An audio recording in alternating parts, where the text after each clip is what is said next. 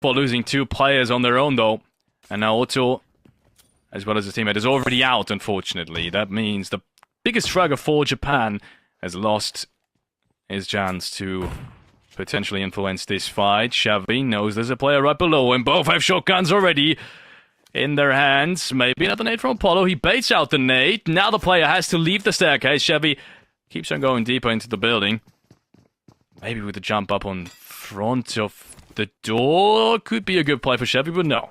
Instead, he's going to throw away the knife, and Japan is going to disengage for the time being. Not a whole lot of numbers left on each side of this battle. Shui wants to go for a res. Apollo wants to make sure that doesn't happen. It's a good bit of damage with that nade. If he cooks it a little further or he bounces it a little more steeply, that could be it. But it doesn't make it around the corner. The shotgun does, though. 1 player down to 1 HP. He can tap out the AR now. And he closes things out. But it's a little too late. Matun is going to be bleeding here. And it's mutually assured destruction in Picado, in the most central city on the map, with Japan only bringing 1 player out of the airdrop. Yeah, not perfect conditions in terms of coming back into this tournament. In terms of finally winning a game, quite the opposite. What more can you do with a single player? I doubt there's going to be much of an option. Where's the 4th player, though?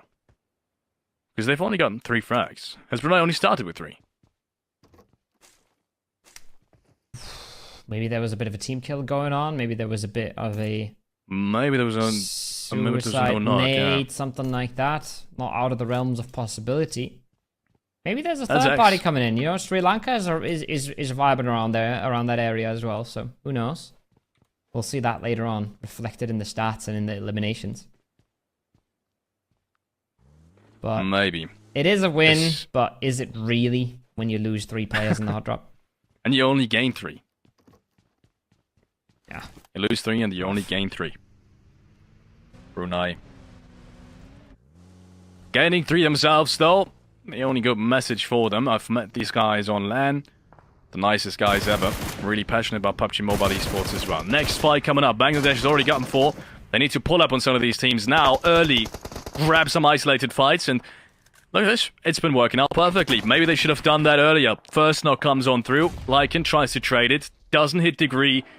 Down towards that 0 HP mark just yet, but he's gonna have another option. Messy fight. Explosive entrance, though. That should be another one around the corner here, surely. Oh, it's a good bunch of damage. That's an easy follow-up for Laos. Bangladesh already with 5, but not on the top of this fight. Not winning this one out by the looks of things. As the UMP squad is rolling through the buildings. Another pull-up. Another kill confirmed. And it's looking like Bangladesh has met their makers. Steel Shot actually gets blown up by his own vehicle there at the top, I think. Ooh. Oh, it's Lamborghini. Yeah, I was about to say, that's a long shot as well. And Lamborghini, we haven't really seen that. Such an important pickup. Knowing you're under pressure now, and starting off with a frag reminds me of the beginning of the day, where Vietnam once again had a pretty strong showing. They salvaged a couple of really tough ones as well. So good on Vietnam, bringing things back. They need Lamborghini now as well. If they need anyone, they need Lamborghini. They need a good round, a big round, and they need Lamborghini to absolutely step up, grab all the frags they can.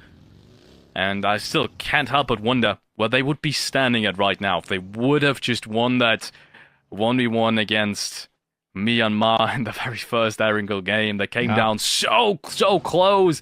Yet the P90 as well, level 3 gear, a massive Molotov, nades, everything. There would have been 4 more eliminations. I think none of the players in the end actually got flushed. So there would have been 4 more points and 4 more points because of placement. So 8 more points. That would almost get them close to a qualification spot just based off of that one frag. Next coming in, it's Nepal, who needs to survive against Sri Lanka. Not a trade happening so far. Height Dami instead is going to throw things back, and the flush gets taken. The flush almost gets taken. He's not flushed just yet. Zoli's got his angle. Oh, what a teammate. Maybe Nepal can save everyone. There's a chance they get him back on his feet. They've already found 2. They found 3. Clumsy is dancing around it. Thoughty looking for a safe approach to this. He needs to reload his weapons though. And oh, it's a third party from range. It's Myanmar who ruins Nepal. Oh, that is so big. Oh, that's the worst thing to happen to Nepal right now. And the best thing to happen for Myanmar, I think they shouldn't converge on this. They should focus on this as much as they can. Get in there. Next frag is coming in. When's the breach coming though? Myanmar knows this is direct competition. They've got all the advantages in the world. Go ahead and take these frags. As much as I love Nepal, that should be the correct decision for Myanmar. Next frag goes on through, and they die even before Sri Lanka does. Unbelievable scenes, ladies and gentlemen, here at the second to last game of the Iesf World Esports Championship qualifiers. Myanmar takes down Nepal. Straight competition on the overall leaderboard. They are so back. They are coming into this lobby today and just rolling over things ever since that Erangel game that they win. You just talked about it. They barely win that out versus Vietnam. Now they just take out one more competitor. If they manage to take out one more team around them here, if they manage to take out Malaysia or Vietnam, they might just be running away with things here. Yeah. Might be. Ooh, Lamborghini, I told you he needs to step up. Third frag in quick succession as he takes down Laos.